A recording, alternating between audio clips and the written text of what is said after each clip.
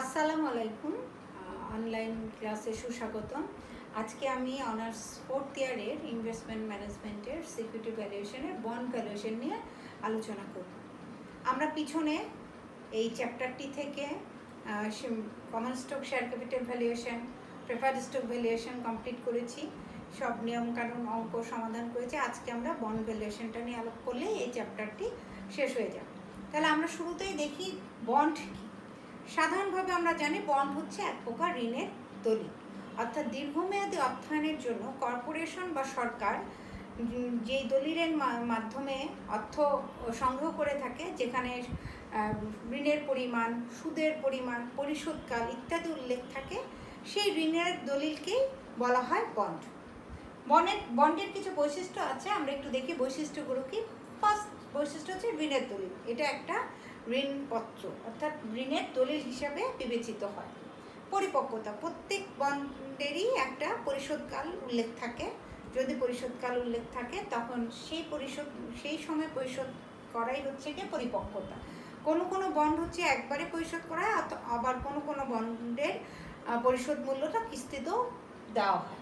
সুদ, বন্ডের একটি ক্ষেত্রে সুদ প্রদান করতে হয়, যেটা বন্ডের খরচ, এবং যারা বন্ডে বিনিয়োগ করে তাদের ক্ষেত্রে আয়। এই সুদ স্থায়ীও হতে পারে, পরিবর্তনশীলও হতে পারে। কোম্পানি লাভ করুক বা না করুক, সুদ প্রদান করা বাধ্যতামূলক। তারপর দেখছি আমরা পরিচালনা। যদিও দীর্ঘমেয়াদী অর্থায়নে বন্ড হোল্ডাররা ভূমিকা রাখে, কিন্তু তাদের কোনো পরিচালনাগত, কোম্পানির পরিচালনাগত কোনো রকম কোনো অংশগ্রহণ দেখা যায় না। তারা সাধারণ শেয়ার হোল্ডারদের মতো পরিচালনায় অংশগ্রহণ করতে অযোগ্য। ভোটাধিকার একইভাবে, যেহেতু এখানে তাদের মালিকানা বলেই বিবেচিত করা হয় না, তাই তাদের কোনো কোম্পানির কোনো সিদ্ধান্ত গ্রহণের ক্ষেত্রে ভোটাধিকার প্রয়োগ করার কোনো অধিকার নেই। একক মূল্য, যে সময় বাজারে যে বন্ড ছাড়া হয়, বন্ডগুলো সাধারণত একটি একক মূল্য থাকে, 500, 1000, 10,000 এইরকম মূল্যমানে। জামানত, বন্ড জামানতযুক্ত, জামানতবিহীন দু ধরনের হতে পারে। সাধারণ বন্ডগুলোই জামানতবিহীন, আর বন্ধকি বন্ডগুলো জামানতযুক্ত বন্ড হয়ে থাকে। সম্পত্তির উপর দাবি, যারা বন্ড হোল্ডার তাদের সম্পত্তির উপর দাবি থাকে শেয়ার হোল্ডারদের আগেই অগ্রাধিকার ভিত্তিতে। এটা আর সুনির্দিষ্ট দাবিতে হচ্ছে বন্ধকিযুক্ত যদি বন্ড হয়, তখন কোম্পানি যদি কোনো সম্পত্তি বন্ধক রেখে বন্ড হোল্ডারদের কাছ থেকে তহবিল সংগ্রহ করে, তাহলে কোম্পানি যদি সেই বন্ডের অর্থ পরিশোধ করতে অপারগ হয়, তাহলে বন্ড হোল্ডাররা ওই সম্পত্তি বিক্রি করে সম্পত্তি তাদের দাবি আদায় করতে পারে।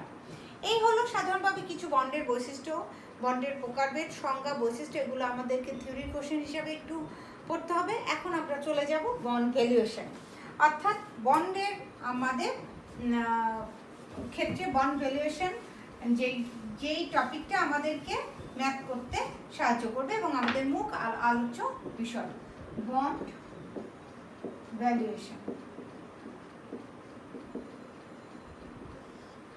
বন্ড ভ্যালুয়েশনের মধ্যে আমরা দেখব redeemable bond valuation, perpetual bond valuation, zero coupon bond valuation, এরকম আমাদেরকে কিছু কিছু বন্ড ভ্যালুয়েশনের মেথড আমরা আজকে করব, এবং সাথে সাথে আমাদের অঙ্কগুলো আমরা চলে যাব যে বন্ড ভ্যালুয়েশন কি।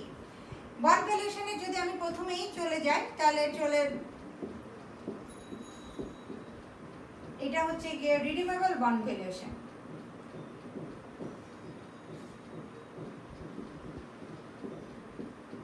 রিডিমেবল বন্ড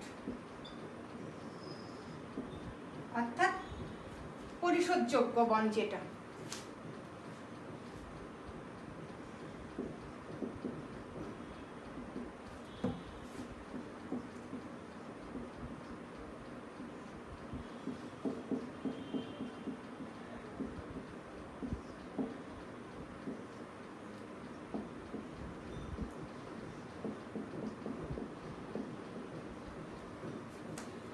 বন্ড ভ্যালুয়েশনের ক্ষেত্রে, যেটা পরিশোধযোগ্য বন্ড ভ্যালুয়েশনের ক্ষেত্রে, অর্থাৎ আমাদের যে সুদ প্রদান করা হয়, এই টোটাল সারা বছর সুদের বর্তমান মূল্যের সাথে পরিশোধকালীন সময়ের মূল্যের বর্তমান মূল্য যোগ করলেই আমাদের হচ্ছে গিয়ে রিডিমেবল বন্ড ভ্যালুয়েশনটা পাওয়া যায়।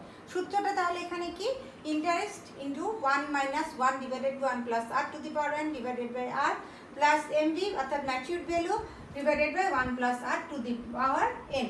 এখানে আমরা জানি আই এন টি এটা হচ্ছে গিয়ে টোটাল ইন্টারেস্ট,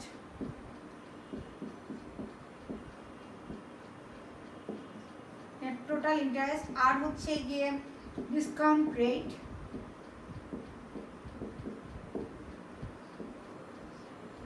এন হচ্ছে ইয়ার, এমবি হচ্ছে গিয়ে ম্যাচিউরড ভ্যালু, ম্যাচিউরিটি।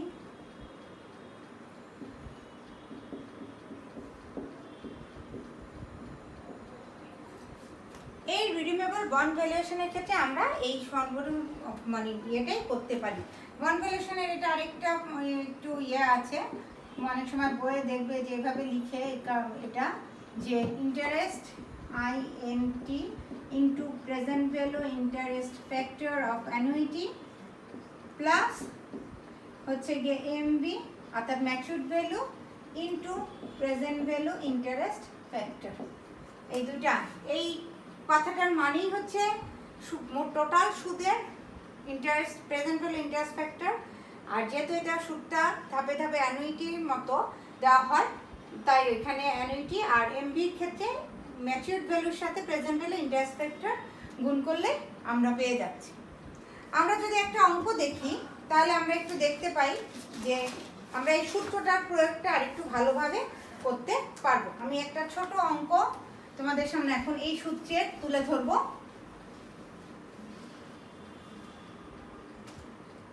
তাহলে তোমাদের কাছে ব্যাপারটা আরো ক্লিয়ার হবে।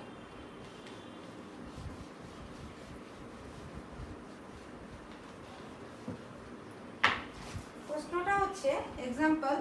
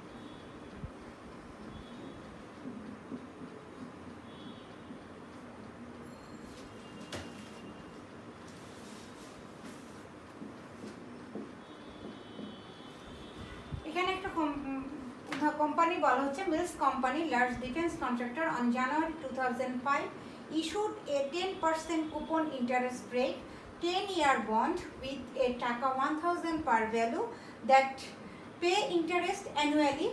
What is the present value of the bond? অর্থাৎ বন্ডের মূল্য বের করতে বলা হলো।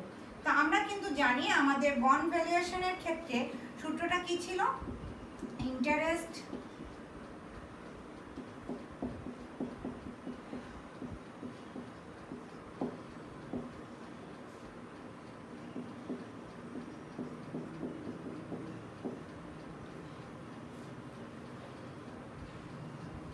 যেহেতু এখানে সময়ের কথা উল্লেখ আছে তাহলে আমরা বুঝে নেব এটা হচ্ছে কি রিডিমেবল বন্ড ভ্যালুয়েশন হবে। এখানে বন্ডের মূল্যটা আমরা বের করব এইভাবে। আমার রিডিমেবল বন্ড ভ্যালুয়েশনের ফর্মুলাই ছিল এটা।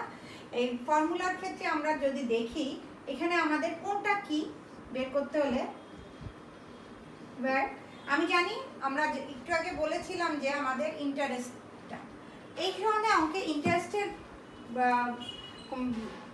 মূল্যটা বের করার ক্ষেত্রে মনে রাখবা সব সময় এই যে পার ভ্যালু দেওয়া থাকে, আমার পার ভ্যালু হচ্ছে 1000 টাকা, বলে দিল এই যে পার ভ্যালু 1000 টাকা, এই 1000 টাকা ইন্টু হচ্ছে কি আমার কুপন রেট, ইন্টারেস্ট রেটের কুপন রেট, এই শব্দটা অনেক সময় প্রশ্নে থাকে। এই কুপন বা ইন্টারেস্ট রেটের সাথে 1000 টাকা পার ভ্যালু গুণ দিয়ে আমাকে ইন্টারেস্টের পরিমাণটা বের করে নিতে হবে, টোটাল ইন্টারেস্ট। এই ইন্টারেস্টটা মানে হচ্ছে টোটাল ইন্টারেস্ট। তাহলে আমার এক্ষেত্রে টোটাল ইন্টারেস্টটা কত, আমি যদি এখানে লিখি INT ইকুয়াল টু 1000 ইন্টু আমার ছিল রেট কত 10% ইকুয়াল টু হচ্ছে গিয়ে এখানে আমার আসছে টাকা 100। তার মানে আমার হচ্ছে গিয়ে ইন্টারেস্টের পরিমাণ 100 টাকা। আর আমার এখানে আর যেটা বলা হচ্ছে এখানে মনে রাখতে হবে সুদের হার যেটা বলা হচ্ছে 10% কুপন রেট, আমাকে আলাদা করে আর কোনো ডিসকাউন্ট রেটের কথা উল্লেখ করেনি। তাই আমার এই ইন্টারেস্ট রেটটাই হচ্ছে গিয়ে আমার আর এর মান, আর ইকুয়াল টু 10% মানে হচ্ছে 0.10। আর এন ইকুয়াল টু ইয়ার্স, ইয়ার আমার এখানে বলা হয়েছে কত 10 ইয়ার্স, এন এর মান 10 ইয়ার্স।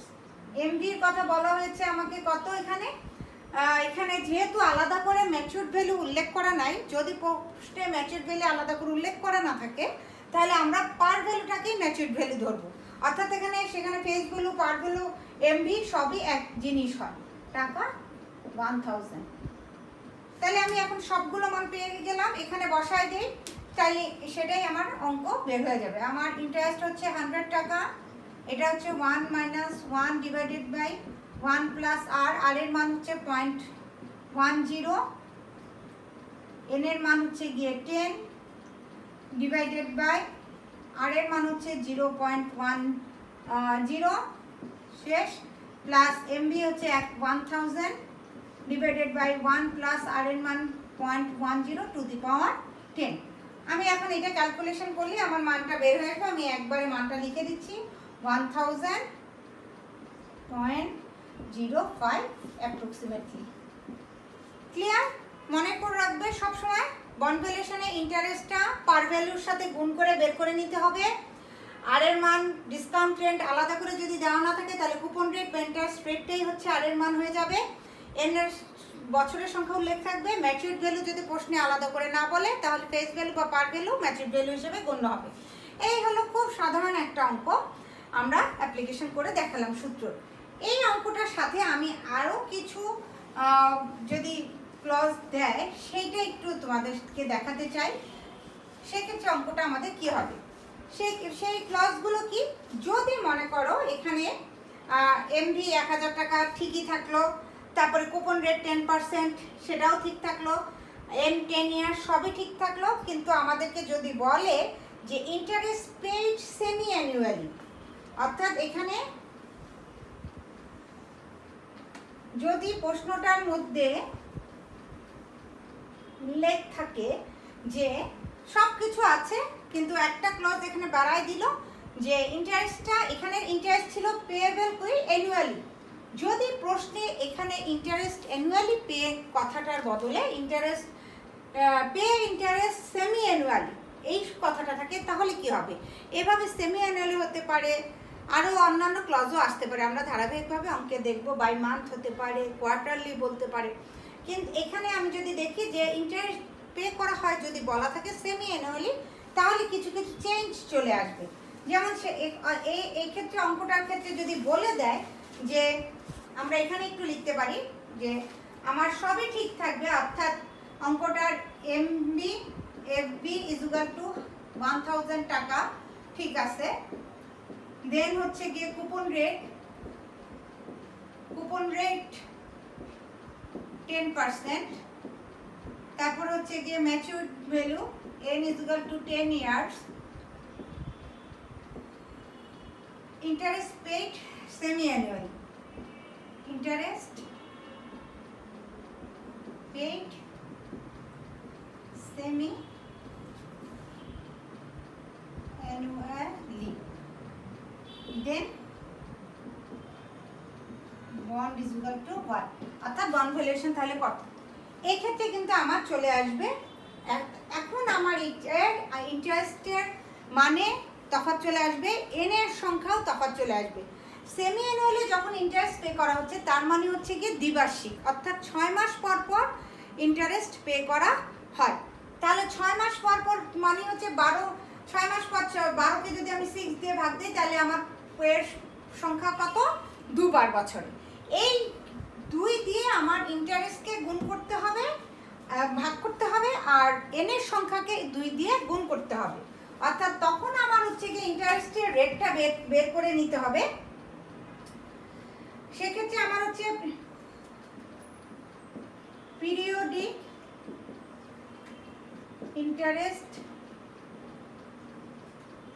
ইন্টারেস্ট রেট কত হয়ে গেল তাহলে আমার? 10% ভাগ 2, দ্যাট মিনস 5%। অর্থাৎ তখন আমার ইন্টারেস্টের রেট হয়ে যাবে সেক্ষেত্রে 5%। এখন আমার তাহলে তাহলে আমি পিরিয়ডিক ইন্টারেস্ট আমার কত বের করে নেই। পিরিয়ডিক টোটাল ইন্টারেস্ট আমার কত? তাইলে টোটাল ইন্টারেস্ট ইকুয়াল টু হয়ে গেল কত? আমার পার ভ্যালু হচ্ছে 1000 টাকা, গুণ হচ্ছে গিয়ে 5%, 0.05। এটা যদি করি তাহলে আমার বের হয়ে আসলো টাকা 50। অর্থাৎ সেক্ষেত্রে আমার টোটাল ইন্টারেস্ট হচ্ছে 50 টাকা। এখন আমি আরেকটা জিনিস হবে পিরিয়ড, ইয়ারের সংখ্যাটাও চেঞ্জ হয়ে যাবে, নং অফ পিরিয়ড। সেখানে আমার এন এর মানের সাথে এন গুণ 2 হয়ে যাবে। এন ছিল কত? 10 ইয়ার্স, তার সাথে 2 গুণ করে হয়ে যাবে 12 ইয়ার্স। অর্থাৎ এন এর মান তখন চেঞ্জ। সবসময় মাথায় রাখতে হবে আমার ইন্টারেস্ট পে এর পরিমাণটা যখন চেঞ্জ হয়ে যাবে তখন আমার ইন্টারেস্টের পরিমাণ চেঞ্জ হবে, এন এর সংখ্যা চেঞ্জ হবে, আর যদি ডিসকাউন্ট রেটের কথা এখানে উল্লেখ থাকতো আলাদা করে আর এর মান, সেই আর এর মানটাও চেঞ্জ হয়ে যেত, এরকম 2 ভাগ হয়ে যেত।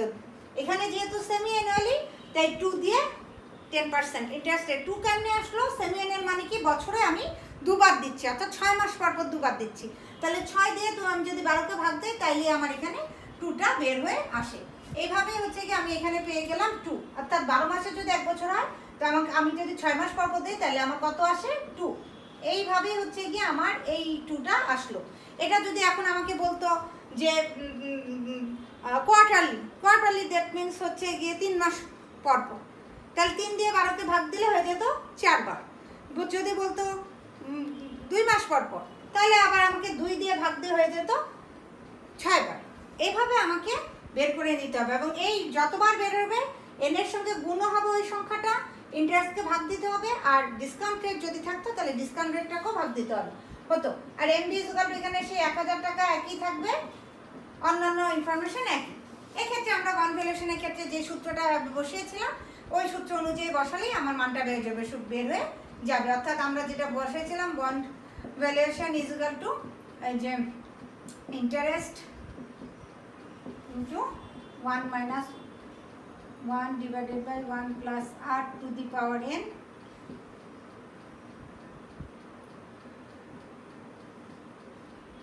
divided by r plus mv divided by 1 plus r to the power n। এখানে এখন মানগুলো বসালেই বের হয়ে যাবে। ইন্টারেস্টের বের হয়ে গেল 50 টাকা, এখানে 1 minus 1 divided by 1 plus r, আর এর মানটা কিন্তু চেঞ্জ হয়ে যাবে।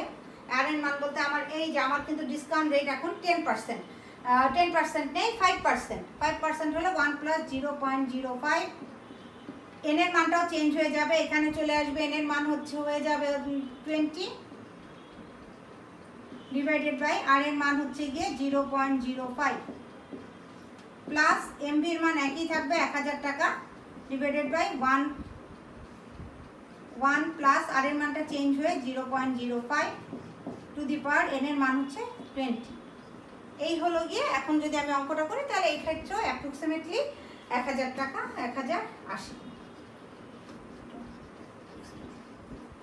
এই হলো গিয়ে বন্ড ভ্যালুয়েশনের ক্ষেত্রে আমাদের যেটাকে আমরা বলছি যে রিডিমেবল বন্ড ভ্যালুয়েশন, পরিশোধযোগ্য সময়ের কথা যখন উল্লেখ থাকবে বন্ড পরিশোধ করার তখন এই সূত্র অনুযায়ী আমাদেরকে অঙ্কগুলো করতে হবে। এই অঙ্কের ক্ষেত্রে আমরা আরও যদি কিছু অঙ্ক এক্সাম্পল দেখব, তার আগে এরপরে যে বন্ডের ক্ষেত্রে যেই বন্ডের কথা উল্লেখ করব সেটা হচ্ছে কি জিরো কুপন বন্ড। সেটা কি জিনিস আমরা একটু দেখি। এটা ছিল আমাদের redeemable bond valuation. Zero coupon বন্ডের সূত্রটা কি? জিরো কুপন বন্ড মানেই কিন্তু বোঝা যাচ্ছে যেখানে হচ্ছে গিয়ে নো কুপন রেট, অর্থাৎ নো ইন্টারেস্ট রেট, যেখানে লিখিত মূল্যের থেকে কম দামে বিক্রয় মূল্য করা হয়। আর এই যে তফাৎটা লিখিত মূল্যের থেকে কম মূল্যে বিক্রয় করা, এর তফাৎটাই হচ্ছে এই হোল্ডারদের গেইন, এবং এখানে কোনো সুদ প্রদান করা হয় না, নো ইন্টারেস্ট। তাহলে জিরো কুপন বন্ডের ক্ষেত্রেটা কি? এটা 2 নাম্বার আমাদের জিরো কুপন বন্ড। বোঝাই যাচ্ছে যে এখানে কোনো ইন্টারেস্ট পে করে না, হয় না। তাহলে bond valuation is equal two আগের ফর্মুলাটাই শুধু ইন্টারেস্টের অংশটুকু বাদ, যেহেতু ইন্টারেস্ট এখানে পেয়েবল না, তাহলে MV by 1 plus R to the power N. No, আর কোনো সমস্যা নেই। এটাই হলো কি আমার জিরো কুপন বন্ডের ফর্মুলা। 3 নম্বর ফর্মুলা যদি আমরা দেখি, পারপেচুয়াল বন্ড। এটা মানে কি? অপরিশোধযোগ্য বন্ড, অর্থাৎ যেই বন্ড পরিশোধের কোনো সময়সীমা উল্লেখ থাকে না, সেটাই হচ্ছে গিয়ে অপরিশোধযোগ্য বন্ড বা অপরিশোধযোগ্য ঋণপত্র। সেক্ষেত্রে কি থাকে? এখানে হচ্ছে গিয়ে পরিশোধ কোনো উল্লেখ থাকে না। এই ধরনের বন্ডগুলোর ক্ষেত্রে বন্ড ভ্যালুয়েশনের ফর্মুলা হচ্ছে গিয়ে interest, total interest divided by discount rate. এখানে INT is equal to total interest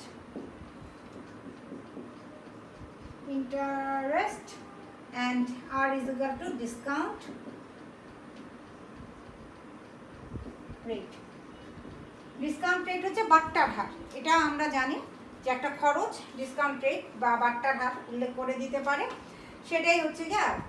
এই হলো কি আমাদের ফর্মুলা। এটা খুব ইজি, এবং এগুলোর অঙ্ক করার সময় ভাষা বুঝে অঙ্কগুলো করতে হয়, যে অঙ্কে কোন ধরনের, যখন সুদের কথা যদি উল্লেখ করে থাকে যে নো ইন্টারেস্ট ইজ পেয়েবল, তার মানে বুঝে নিতে হবে এটা জিরো কুপন বন্ড। তখন যদি তুমি এই পারপেচুয়াল বন্ডের সূত্র অ্যাপ্লাই করে বন্ড ভ্যালুয়েশন বের করো, তাহলে কিন্তু অঙ্ক হবে না।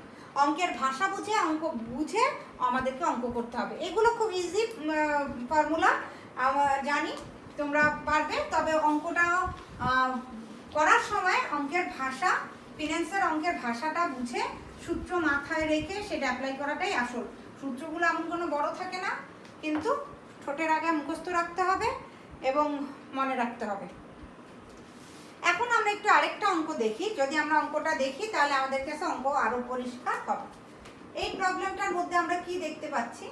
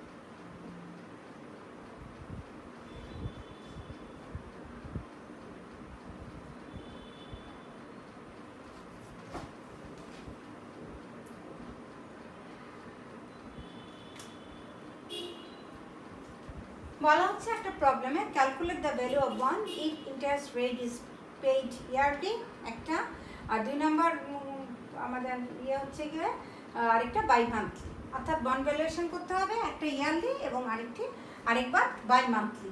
তাহলে আমরা ইয়ারলি যখন বললো এখানে কিন্তু আমাদের কোনো প্রবলেম নেই, কারণ ইয়ারলি মানে হচ্ছে গিয়ে নর্মালি আমার যেই ফর্মুলা সেই ফর্মুলা অনুযায়ী আমার করতে হবে। 1 নম্বর তাহলে বন্ড ভ্যালুয়েশন আমরা জানি bond valuation is equal two হচ্ছে গিয়ে INT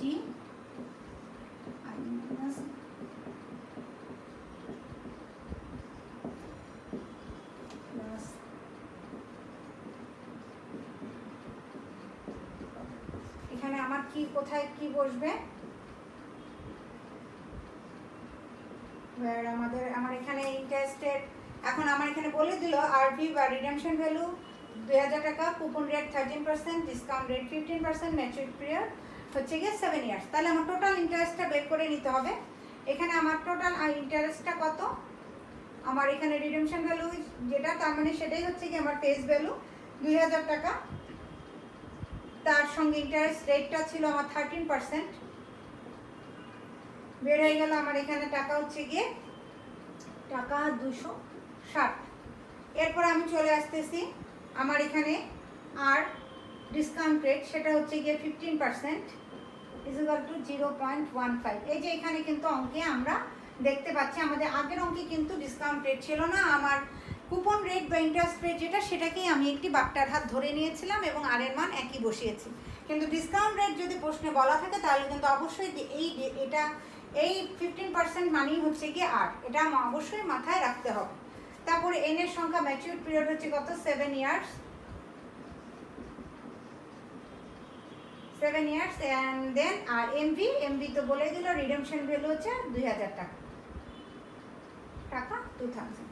তাহলে আমি মানগুলো বসায় দিচ্ছি, আমার আর কোনো সমস্যা নেই। এখানে 260, 1 মাইনাস 1 ডিভাইডেড বাই 1 প্লাস আর এর মান হচ্ছে 0.15 টু দি পাওয়ার এন এর মান হচ্ছে 7 ডিভাইডেড বাই 0.15 প্লাস এমবি হচ্ছে গিয়ে 2000 divided by 1 plus 0.15 to the power 7। এটা ক্যালকুলেশন করলে আমার এখানে বের হয়ে আসতেছে 18.57। এই হলো গিয়ে আমার নর্মালি অঙ্কটা। যখন ইয়ারলি বললো আমার অঙ্কের ক্ষেত্রে কোনো রকম সমস্যা নেই, আমরা এভাবে বসে আসবো। এখন আমি দেখি এই যে আমার ইন্টারেস্ট যদি ইয়ারলি নয় এখানে বাই মান্থলি, দ্যাট মিনস 2 মাস পর পর যদি ইন্টারেস্ট পে করা হয় তাহলে তখন কি হবে বন্ডের ভ্যালুয়েশন। এটাই আমরা একটু আগেই বলছিলাম একটা অঙ্ক সেমি অ্যানুয়ালি যে সিস্টেম এখনও তাই, শুধু মনে রাখতে হবে যে আমার এখানে কিছু পরিবর্তন চলে আসবে, অর্থাৎ আমার এখানে ক্যালকুলেশনের ক্ষেত্রে পরিবর্তন চলে আসবে এবং অঙ্কের মধ্যেও তখন কিছু চেঞ্জ চলে আসবে। সেই চেঞ্জগুলোই আমরা একটু এখানে দেখব। পিছনে একবার আলোচনা করেছিলাম, কিন্তু এখানে বাই মান্থলি অঙ্কের মধ্যে আমরা জানি বাই মান্থলি আসতে পারে, বাই কোয়ার্টারলি আসতে পারে। যখনই বাই মান্থলি বললো তার মানে হচ্ছে কি এখন আমার ইন্টারেস্টের এই যে তাহলে পিরিয়ডিক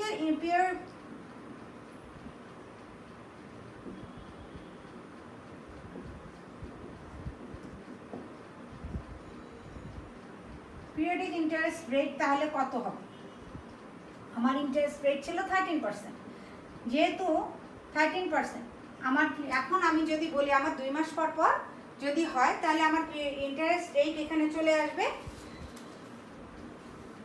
এই যে আমি যেটা বলেছিলাম যে 12 মাসে আমার যা কন্ডিশন থাকে সেটা হবে। এখন 2 মাস পর পর যদি হয় তাহলে 2 দিয়ে 12কে ভাগ করলে কত আসে 6, তাহলে আমার এখানে চলে আসবে এই যে 6। অর্থাৎ আমার ইন্টারেস্ট রেট ছিল 13%, তাকে আর 2 মাস পর পর যে 12 মাসে যদি আমি 2 মাস পর পর দিতে হয় তাহলে কয়বার দিতে হয়, অর্থাৎ দেখা যাচ্ছে তাহলে আমাকে দিতে হবে 6 বার। এইটাই হচ্ছে গিয়ে পিরিয়ডিক রেট। এখানে তাহলে ইন্টারেস্টের রেটের পরিমাণ কত চলে আসে 2.167%। এই হলো কি আমার ইন্টারেস্ট রেট। তাহলে এখন আমার পিরিয়ডিক টোটাল ইন্টারেস্ট কত, total INT is equal two হয়ে যাবে কত, আমার ছিল 2000 টাকা ইন্টু এখানে 2.167% দিয়ে গুণ করে ইন্টারেস্টের টাকার পরিমাণটা বের করতে হবে। এখানে টাকা চলে আসবে 43.33।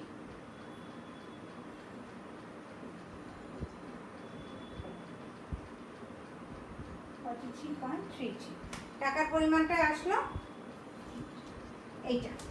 ঠিক একইভাবে আমার এখন ইয়ের মানটাও বের হয়ে যাবে, আর এর মানটা এখানে চেঞ্জ হয়ে যাবে। যেহেতু আর ইকুয়াল ছিল 15%, এটাও আমার বছরে, তাহলে 2 মাস পর পর দিলে 6 বার চলে যাবে, তাহলে আমার 15%কেও সেম আমার এখানে 6 দিয়ে ভাগ করে আর এর মানটাও চেঞ্জ করে নিতে হবে। এটা চলে আসবে 2.5%, দ্যাট মিনস 0.025।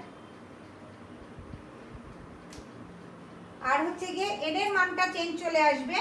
এন ছিল আমার কত, 7 ইয়ার্স, এই 7 এর সাথে 6 গুণ হয়ে যাবে, গুণ হয়ে হয়ে যাবে 42 ইয়ার্স।